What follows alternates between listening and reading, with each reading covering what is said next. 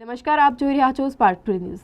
Vadodara municipal કોર્પોરેશનનું વર્ષ 2024-25નું 5,523.67 કરોડનું ડ્રાફ્ટ અંદાજપત્ર અને વર્ષ 2023-24નું રિવાઇઝડ અંદાજપત્ર આજે મ્યુનિસિપલ કમિશનર દિલીપ રાણાએ સ્થાયી સમિતિમાં રજૂ કર્યું, જેમાં કરદર વિનાનું બજેટ રજૂ કરતા શહેરીજનો પર કોઈ વધારાનું ટેક્સનું ભારણ નાખવામાં આવ્યું નથી, પરંતુ કેટલાક મહત્વના આડકતરી રીતે દરમાં વધારો સૂચવ્યો છે।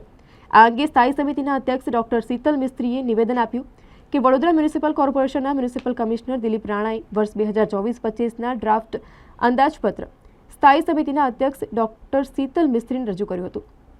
મ્યુનિસિપલ કમિશનરે રજૂ કરેલા અંદાજપત્રમાં 5,523.67 કરોડનું અંદાજપત્ર રજૂ કર્યું, જેમાં 1,650 કરોડના વિકાસના કામો રજૂ કર્યા। વિકાસના કામોમાં ખાસ કરીને વ્હીકલને ટેક્સમાં રાહત આપવાનું જણાવ્યું છે।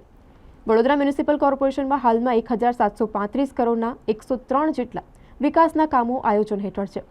આ ઉપરાંત વધારાના 1,650 કરોડના વિકાસના કામો રજૂ કરવામાં આવ્યા છે, જેમાં પાણી પુરવઠાનું શુદ્ધિકરણ, સુવેસ વ્યવસ્થાપન, વરસાદી પાણીના નિકાલ, શહેરમાં વધતા જતા ટ્રાફિકની સમસ્યાને હલ કરવા વધારાના 10 બ્રિજ બનાવવામાં આવશે।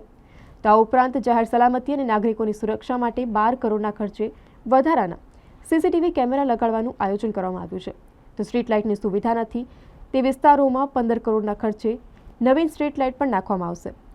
શહેરની ગ્રીન સિટી બનાવવા આયોજનના ભાગરૂપે 10 કરોડના ખર્ચે નવીન બગીચાઓ તેમજ શહેરી વન બનાવવાનું પણ આયોજન ધરાયું છે।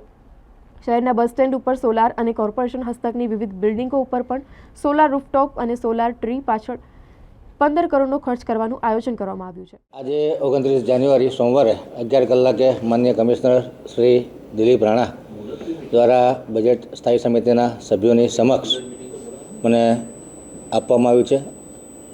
આગામી દિવસોમાં બજેટ ઉપર ચર્ચા થશે। અત્યારે કહી શકાય કે કર દરમાં વધારા વિનાનું બજેટ સર્વાંગી વિકાસ, આંતરમાળખાકીય સુવિધાઓ અને ટેકનોલોજી અને ગ્રીન એનર્જી અને વેગ આપવાવાળું બજેટ છે। આવનારા સમયમાં વડોદરાની આંતરમાળખાકીય સુવિધામાં વધારો થાય, લોકોની સવલતમાં વધારો થાય, વડોદરા સિટી વધુ લિવેબલ, લવેબલ બને, વધુ સુંદર બને, એ પ્રમાણેનું માન્ય કમિશનર દ્વારા બજેટ રજૂ કરવામાં આવ્યું છે। જે 2023-24નું ડ્રાફ્ટ બજેટ હતું એની રકમ 5,327.68 કરોડની છે અને 2024-25નું જે ડ્રાફ્ટ બજેટ છે એ 5,523.67 કરોડનું રજૂ કરવામાં આવ્યું છે। આગામી દિવસોમાં તમામ સ્થાયીના સભ્યો અને અધિકારીઓ સાથે ચર્ચા વિચારણા કરી અને આમાં સુધારા વધારે સૂચવવામાં આવશે। સર, આમાં સામાન્ય નાગરિક પર કોઈ કર નાખવામાં આવશે વધારે? મેં કીધું કરદરમાં વધારા વિનાનો બજેટ છે, કોઈ જાતનો લગતો બજેટ રહેશે।